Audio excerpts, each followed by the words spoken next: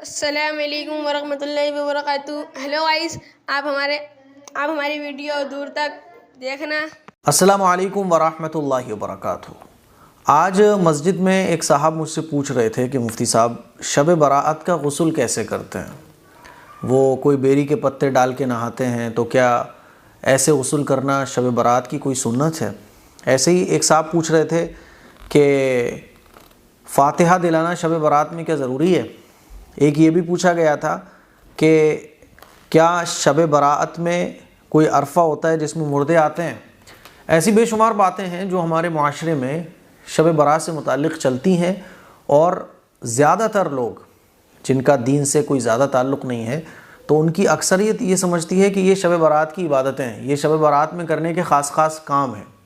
तो आज मैं आप लोगों को शब बराअत से मुताल्लिक़ 11 ऐसी चीज़ों के बारे में बताने जा रहा हूँ जो सुन्नत नहीं है, लेकिन उनको सुन्नत समझा जाता है।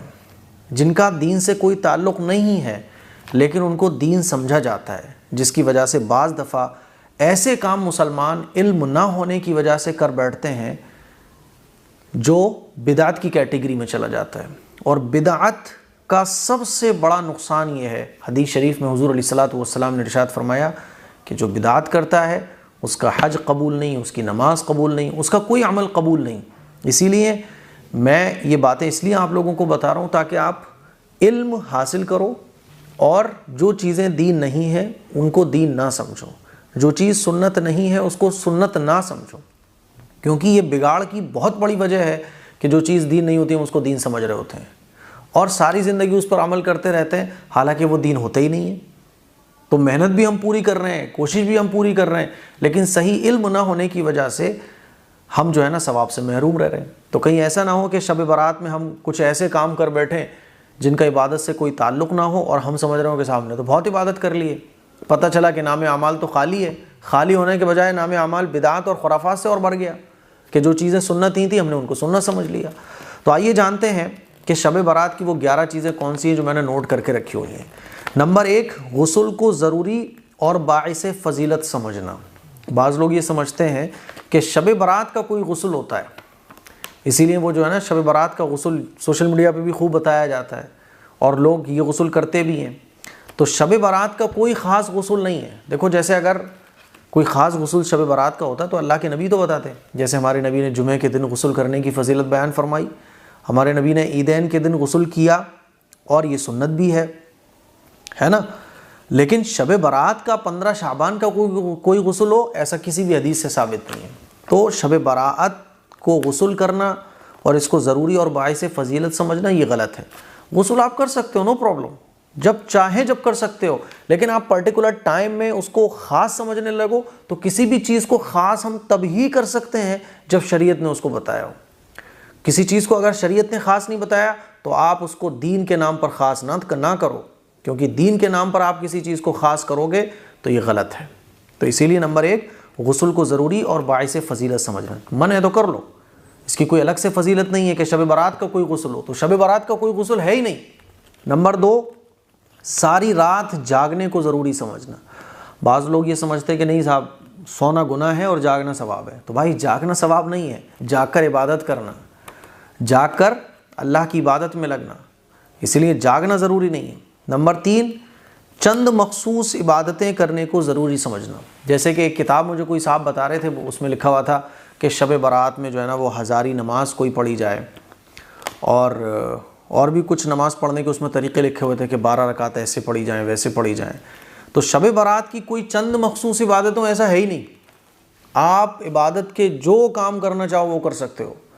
कुरान मजीद की तिलावत, नमाज, रोज़ा वगैरह जो चाहें वो आप शब बरात की रात में इबादत करो। रोज़ा दिन में रखा जाएगा, इबादत के जितने काम है वो करो, लेकिन आप ये समझो कि इस रात की ख़ास ये इबादत है जैसे कि किताबों में लिखा हुआ होता है, तो ऐसी कोई ख़ास इबादत जैसे कि हज़ारी नमाज और पता नहीं कौन कौन से अमल और वजीफ़े किताबों में लिखे हुए हैं, तो ऐसी किताबों में जो कुछ लिखा हुआ है तो ऐसे ही है, बस ऐसी कोई ख़ास इबादत इस रात की है ही नहीं।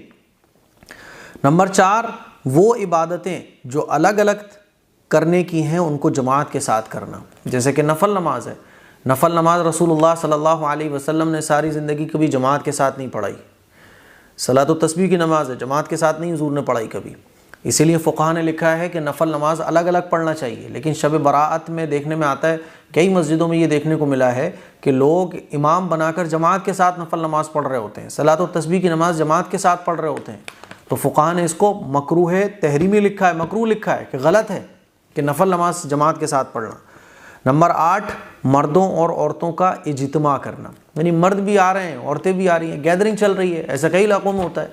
तो शब बारात में मर्दों औरतों की गैदरिंग नहीं होना चाहिए। पर्दे के साथ आप मर्दों को और औरतों को खिताब कर सकते हैं, लेकिन मिक्सिंग गैदरिंग करना ये गलत है। नंबर 6, हलवे मांडे ज़रूर पकाना। बाज़ ख़वातीन ये समझती हैं कि शब बारात पे हलवा बनाना लाजमी और ज़रूरी है, फातिहा दिलाना लाजमी और ज़रूरी है। नहीं दिलेगी, हलवा नहीं बनेगा तो साहब शब बारात में तो सारी इबादतें बेकार हो गई। तो ये समझना गलत है। बनाने को तो आप पूरे साल में जब चाहो जब बनाओ, लेकिन ख़ास तौर पर इसको इबादत समझना, शब बारात से जोड़कर देखना, ये गलत है। नंबर 7, आतिशबाजी और चिरागा करना। आतिशबाजी ये वैसे ही इस्लाम में गलत है। आतिशबाजी गैरों का तरीक़ा, इस्लाम का तरीक़ा नहीं है। चिरागा करना, चिराग जलाना, तो भाई चिराग की ज़रूरत ही नहीं है, अब तो बल्ब और लाइटें आ गई हैं, है ना। नंबर 8, अरफा करना, अरफे का दिन मनाना, ये भी गलत है। नंबर 9, मुर्दों के आने को समझना। बाज़ ख़वातीन जिनके घरों में इंतकाल हो जाता है तो ये समझा जाता है कि पहला जो शब बारात आती है, पहली शब बारात, तो उसमें रूहें घर आती हैं। ये बिल्कुल बेअसल है, इसकी कोई हकीकत नहीं है। कुरान हदीस से पता चलता है कि रूहें वापस नहीं आती फिर, लेकिन ये समझा जाता है।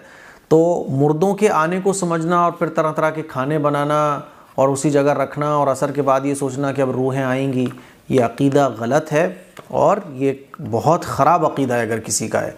तो मुर्दों के आने को ज़रूरी समझना, इसका कोई सबूत कुरान और हदीस से नहीं है। नंबर 10, कब्रिस्तान जाने को ज़रूरी समझना। कब्रिस्तान जा सकते हैं। अल्लाह के नबी सल्लल्लाहु अलैहि वसल्लम सारी ज़िंदगी 15 शाबान की रात एक मरतबा कब्रिस्तान गए। तो आप कब्रिस्तान जाएं, लेकिन इसको सुन्नत ना समझें, ज़रूरी ना समझें। जा सकते हैं, आप जा सकते हैं, लेकिन जत्थे के जत्थे बना के जाना और ये समझना कि जो नहीं जा रहा है वो गलत है, ये गलत तरीक़ा है। जो अमल शरीयत ने जिस लेवल पर रखा है, हमें उसी लेवल पर रख कर करना चाहिए। नंबर 11, एक दूसरे को मुबारकबाद देना। शब बारात की मुबारक हो, शब बारात की मुबारक हो, दुआ दे सकते हैं, लेकिन इस तरह से जो मुबारकबाद देने का चलन है, आगे चल के ये बहुत ज़रूरी समझा जाने लगेगा। नॉर्मल दे सकते हैं, लेकिन ये समझना कि शब बारात की मुबारकबाद देना चाहिए, जैसे कि कुछ ऐसी खबरें भी चलती हैं कि जो सबसे पहले रमज़ान की मुबारकबाद दे, ऐसे ही शब बारात के भी कुछ मैसेज चलते हैं कि जो इस तरह से कहे तो ये हो जाएगा, वो हो जाएगा। तो इन तमाम चीज़ों से बचना चाहिए। तो ये 11 चीज़ें हैं, जिसमें से कुछ चीज़ें ऐसी हैं जो नफल दर्जे की हैं, तो आप उसको उसी दर्जे पर रख कर करो। और जो ये तमाम की तमाम चीज़ें जो मैंने लिख के रखी हैं, ये सुन्नत नहीं है, इसीलिए इनको सुन्नत ना समझा जाए। और कुछ चीज़ें तो ऐसी हैं जिसको बिल्कुल ही नहीं करना चाहिए, जैसे कि अरफे का दिन मुर्दों के आने का इंतज़ार करना, ये तो बिल्कुल ही गलत है। और कुछ चीज़ें ऐसी हैं जो कर लो आप, लेकिन सुन्नत मत समझो, जैसे गुस्ल करना है ना, और मर्दों औरतों का इज्तिमा करना है, कर सकते हैं आप पर्दे के दायरे में रहते हुए, लेकिन गैदरिंग नहीं होना चाहिए। इसी तरह से सारी रात जागना, जागो आप, लेकिन जागने को सुन्नत ना समझो। अगर आप सुन्नत समझोगे गलत हो जाएगा। तो मुझे उम्मीद है ये चंद इल्म की बातें आपको बहुत अच्छे तरीके से समझ आ गई होंगी। इस क्लिप को शेयर करें, दूसरों तक पहुँचाएँ। अस्सलामु अलैकुम वरहमतुल्लाहि वबरकातुहू।